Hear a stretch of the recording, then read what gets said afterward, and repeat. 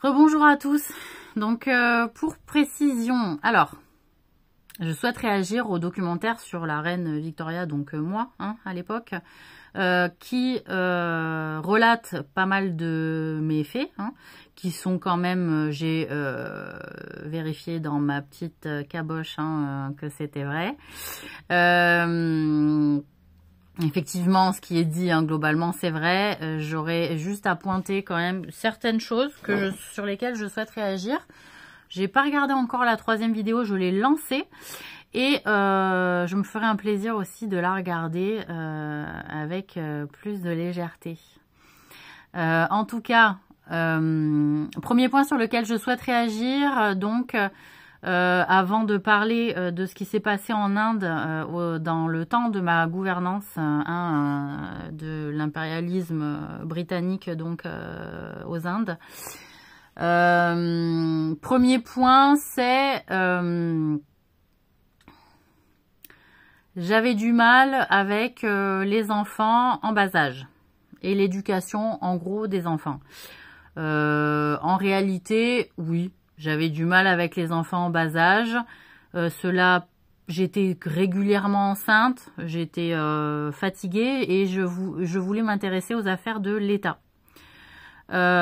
Aussi, donc j'avais une certaine frustration et j'avais une certaine frustration de devoir m'enquérir seulement de l'éducation de mes enfants, sachant que le père, pour moi aussi, devait être un tuteur éducateur présent. Ensuite, je voulais aussi réagir sur le fait qu'il était dit et que je pouvais dire à mes enfants que une fois que mon mari était décédé, donc Albert, les relations charnelles pouvaient me manquer, etc. Sachez que je ne le disais pas par provocation, ni par bêtise, ni frivolité. C'était en réalité, je réagissais par rapport aux plaintes de mes filles qui trouvaient que les relations intimes avec leur mari et le mariage en général étaient terriblement ennuyeux et pesants. Et donc moi je leur disais, bah écoutez, moi votre père est mort et ce qui me manque le plus c'est les relations charnelles. Donc je leur disais, qu'est-ce qui va pas avec vos maris? Bon. C'était pas gratuit et frivole de ma part de raconter ça comme ça. Ensuite, je voulais aussi réagir sur le fait que, effectivement, avec le Lord de Melbourne, donc c'est une rumeur, il n'y avait pas de relation amoureuse consommée. Il y avait une relation de respect, de bienveillance. C'était mon tuteur, j'étais jeune. J'ai projeté beaucoup de choses sur lui aussi sûrement sur moi. Mais en réalité, non. En réalité, il n'a rien eu de consommé et c'était, même s'il pouvait rester jusqu'à effectivement minuit, c'est parce que j'avais terriblement besoin de parler. Je me sentais quand même seule aussi dans cette grande maison et je me sentais aussi seule face à ma responsabilité et face à ce trône et à ce pouvoir. Donc, j'avais des angoisses. J'avais des angoisses et il était là aussi pour apaiser ces angoisses de par son expérience, de par ses connaissances. Et je lui disais toujours que j'avais toujours eu l'impression d'en apprendre beaucoup plus avec lui en quelques mois que à mes années d'études, alors que j'étais ou avec un précepteur ou à l'école, je sais plus exactement comment ça se passait pour moi à cette époque-là. Sachez aussi que je voulais réagir sur le premier scandale, où effectivement j'ai fait vraiment une grosse erreur. Enfin, une grosse erreur que j'ai assumée comme telle, c'est-à-dire où ma mère qui refaisait en quelque sorte sa vie avec Conroy, qu'on avait accueilli en fait chez nous en réalité, avait une relation interdite et enfin bon cachée, interdite plus ou moins, mais enfin cachée avec Lady, je ne sais plus son nom. Donc Lady Flora, voilà. Donc j'avais dans ma petite tête, je vais vous expliquer mon raisonnement. À l'époque, ce qui s'est passé, c'est que j'ai voulu griller Conroy. hein, parce que il avait des vues sur la richesse de ma mère, que c'était un peu tout ce qui lui restait aussi. Moi, j'étais devenue reine, j'avais mes titres. Elle avait ses anciens titres et je voulais pas qu'il lui pique ses anciens titres. Donc, comme je sentais qu'il se, entre guillemets, abusait un petit peu de sa confiance, hein, faut le dire, j'ai préféré le griller en le disant, pas la rumeur, mais moi ce que je pensais être la vérité, d'accord, de qui elle portait l'enfant. Voilà, puisqu'elle fréquentait la même maison. Donc, j'ai pris beaucoup de risques. Et j'en ai été extrêmement critiquée qu'une reine, en réalité c'était ça sur quoi j'avais été critiquée, c'était qu'une reine puisse prendre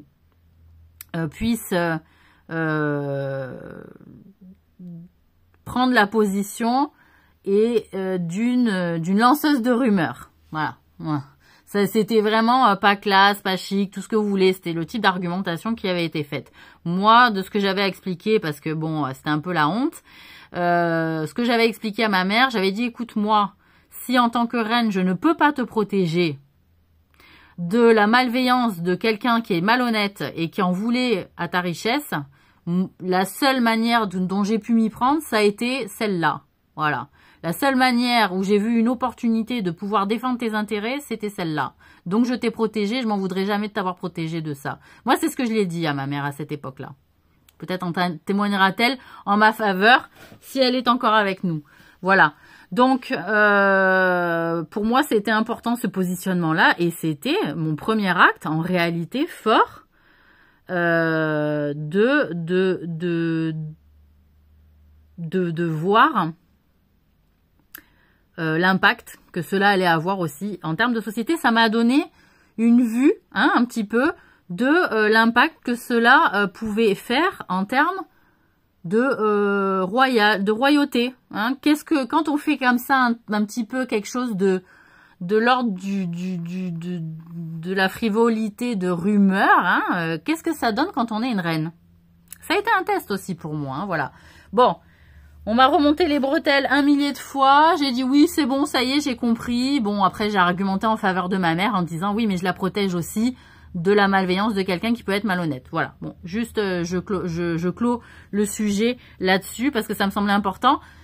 Autre sujet sur lequel je voulais réagir aussi quand j'ai vu les 2 premiers documentaires, donc c'est ma relation avec le domestique, effectivement, John, et je sais plus son nom.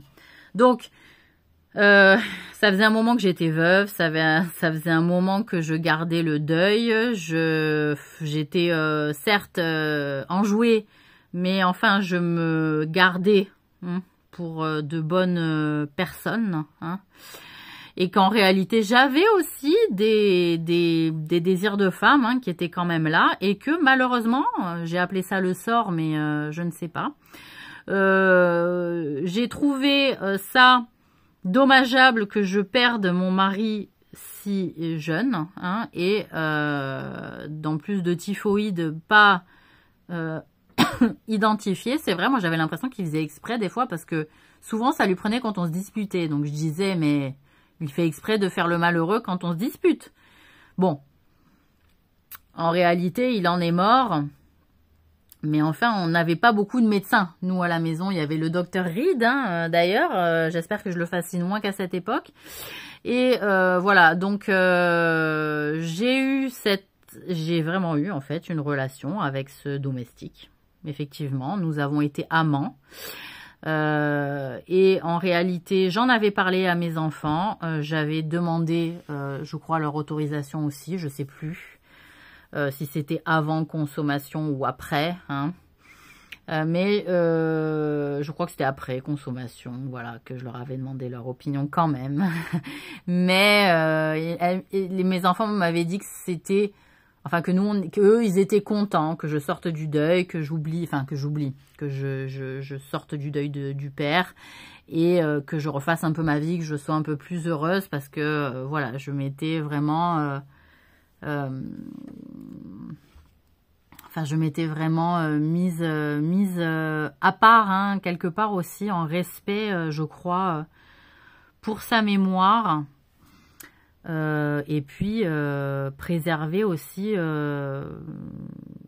une forme d'amour encore qui n'était pas finie, en fait, hein, pour moi aussi, de ce côté-là. Donc, voilà. Donc, ça m'a permis de passer à autre chose aussi. Et puis, donc mes enfants m'ont dit, hein, non, nous, ce qu'on veut, c'est que tu sois bien, que tu sois heureuse. Et puis, ils m'ont dit, bon, puis toi, tu t'en fous des rumeurs. Des qu'en dira-t-on? J'ai dit oui. Je m'en fous des rumeurs et des qu'en dira-t-on, moi. Donc, voilà, bon. Et on avait quand même des scènes de vie un peu, aussi un peu intéressantes, hein, je crois, dans notre résidence. Alors, j'ai pas bien compris dans quelle résidence on avait été. Bon, a priori, à Osborne House, hein, puisque c'est là où on allait se retrouver avec Albert. Voilà. Après, je voulais aussi réagir sur donc effectivement, il y a eu une union, hein, entre le domestique et moi-même, sachant que c'était aussi un moyen de montrer qu'on pouvait vivre une vie un peu plus heureuse et de casser un petit peu effectivement les codes de statut entre ce qu'on appelle domestique. De ce que j'avais compris de ce John, c'est qu'en réalité, il était arrivé domestique en Angleterre, mais il n'était pas n'importe qui en société non plus. Donc, il y avait quelque chose de mal transféré entre l'Écosse et l'Angleterre aussi, hein, en termes de titres et de reconnaissance de ces titres. Hein. Il me semble l'histoire aussi qu'elle était là. Ensuite, qu'est-ce que je voulais dire d'autre?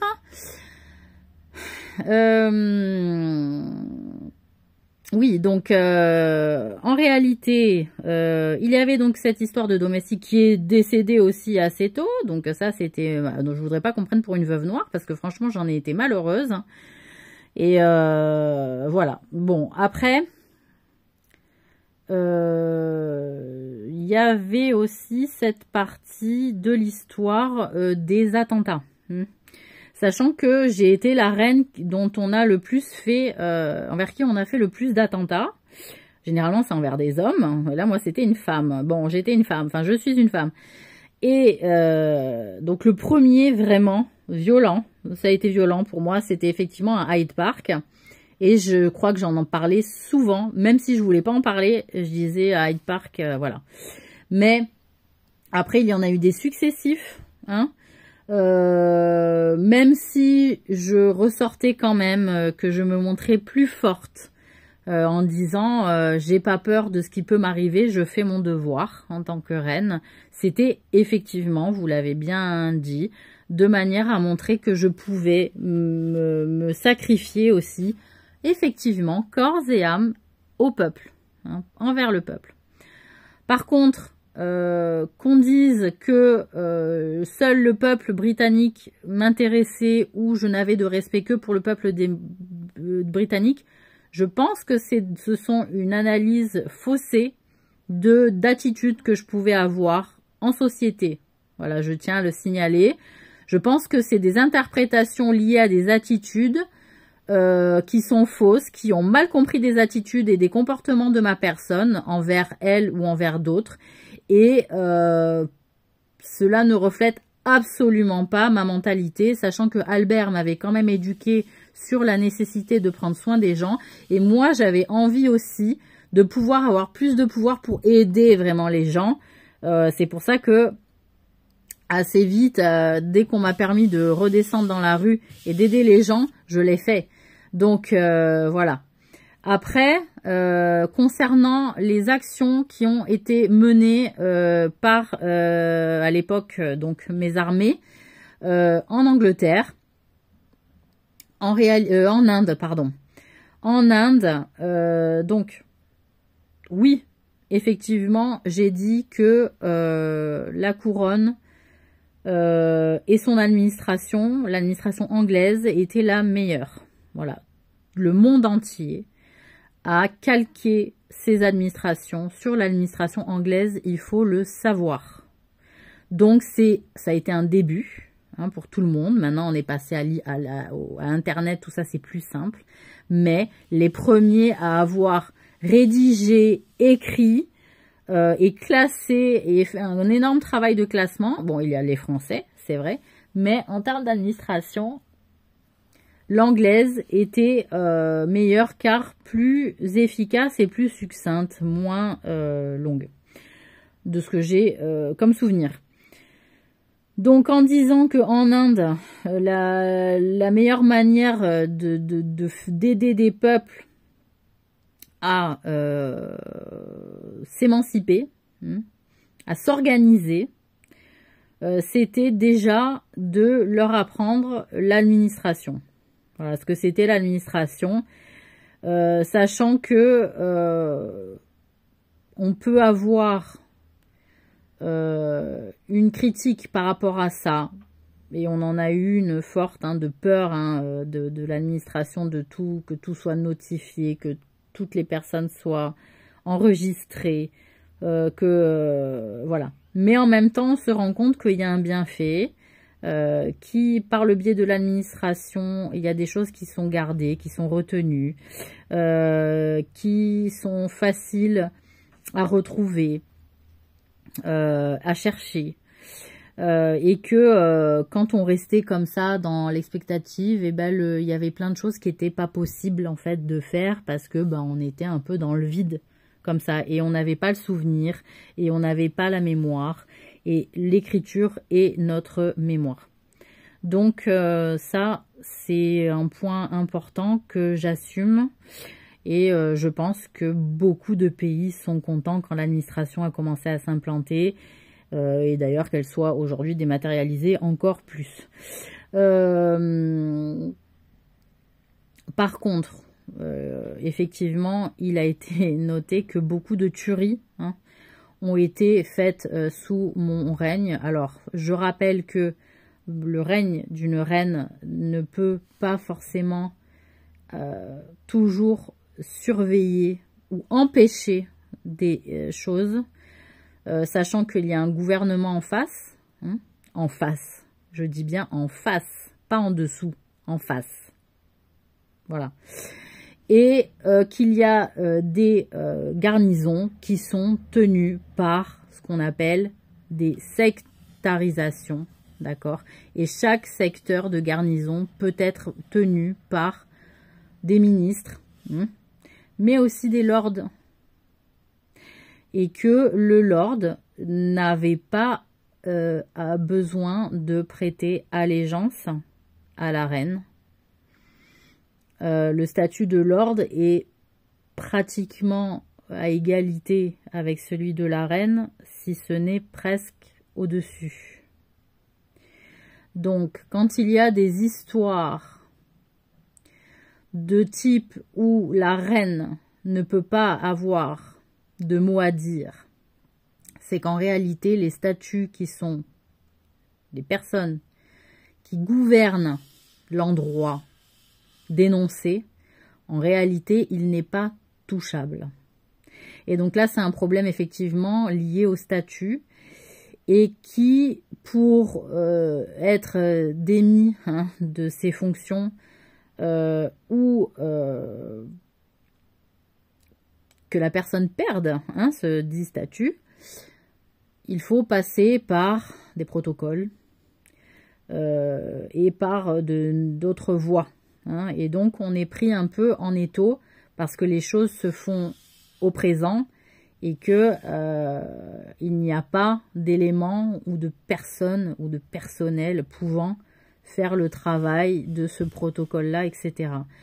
Et de fait, j'avais été quand même touchée par les photos qui m'avaient été envoyées de Crimée avec le travail. J'aimais la photo. Encore une fois, Albert m'avait éduquée à la photo. Donc, je regardais. Et les photos qui m'avaient été donc envoyées, je les trouvais effectivement criantes de vérité, criantes de sentiments et d'émotions. Et forcément, cela développe l'empathie, l'émotionnel, etc. Sauf que moi, je connaissais la réalité de la guerre depuis un bon bout de temps, parce que dans mes précédentes incarnations, j'avais guerroyé bien des fois, et que je sais que la guerre, c'est la guerre, et c'est sale. Voilà. Et c'est sale, et c'est violent. Donc effectivement, il y a l'aspect photographique qui raconte l'histoire, et ça c'est important de ces témoignages-là, on aime, il le faut, c'est nécessaire. Par contre, il faut être conscient que quand il y a une déclaration de guerre, normalement, c'est pas la première décision, c'est la dernière décision. On a tout fait avant pour pas entrer en guerre, et que si on est arrivé à un point d'entrer en guerre, c'est la dernière décision possible, et qu'on a fait le boulot pour que ce soit la dernière décision possible en termes diplomatiques. Voilà, parce que la guerre, c'est sale. Voilà. Ensuite, deuxième point, ce qui s'est passé, donc il y a eu, je crois, j'ai pas étudié malheureusement l'Inde à l'école, mais ce que j'ai cru comprendre, en tout cas dans les documentaires, c'est qu'il y a eu des tueries. Des tueries, alors je crois pas qu'il y ait eu de génocide. Hein, je crois pas qu'historiquement on ait reconnu un génocide des Indiens fait par les Anglais. Par contre, il y a eu des tueries parce qu'il y a eu beaucoup d'émeutes. Moi, je me souviens d'émeutes, de questions d'émeutes. Ils font des émeutes. Mais en réalité aussi, il y avait la question hindouiste en Inde qui me déplaisait fortement. Qui me déplaisait fortement. Pourquoi? Parce que cela impliquait qu'il y avait tout le temps et éternellement des gens qui, naissant dans certaines castes, ne pouvaient absolument pas évoluer ni s'émanciper socialement du fait de leur naissance. Alors que déjà, dans nos pays, c'était souvent compliqué pour certains de s'émanciper et d'évoluer. Je me disais, si en plus la religion, elle s'y met en empêchant les gens, en leur expliquant que tu es né caste basse, je sais plus les noms dans l'hindouisme, hein, j'ai pas bien étudié, tu es né dans la dernière caste, et ben voilà, tu peux te marier qu'avec la caste de la dernière, une personne de la dernière caste. Tu ne pourras te réincarner que dans la caste de la dernière caste, et ils font en sorte de se réincarner que dans les mêmes castes, voilà. Donc c'est vraiment un enfermement horrible, et vraiment, j'étais pas fan. Voilà, parce que moi, j'étais quand même revenue des États-Unis, j'avais été amérindienne, il y avait beaucoup de choses que j'avais faites, et après j'ai été retournée pour d'autres raisons, à chaque fois pour des faits historiques, etc. On a besoin aussi de mes conseils. J'ai envie de dire, je suis désolée. Voilà, je suis désolée les Indiens, mais vraiment votre hindouisme, je ne l'aime pas. Voilà, je n'aime pas votre hindouisme qui empêche les êtres d'évoluer. Voilà. Donc les pro-fanatiques hindouistes, je ne suis pas contre vous. Hein, je ne suis pas contre vous, mais je n'aime pas cette religion. Parce que pour moi, cette religion, c'est pas une religion qui rassemble. Voilà. Et elle divise, et elle est polythéiste.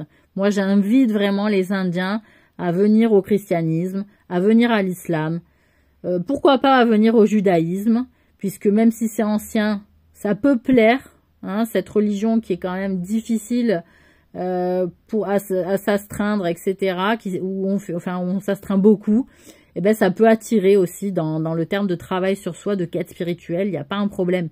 Par contre, j'invite vraiment les Indiens à délaisser le polythéisme, dans lequel ils errent, hein, pour moi, et à vous rapprocher aussi du bouddhisme, même si voilà, il n'est pas conseillé d'adorer le Bouddha, parce que c'est un exemple à suivre en réalité, hein, comme Jésus, c'est un exemple à suivre, mais de pratiquer ses enseignements, c'est ça qu'il faut faire.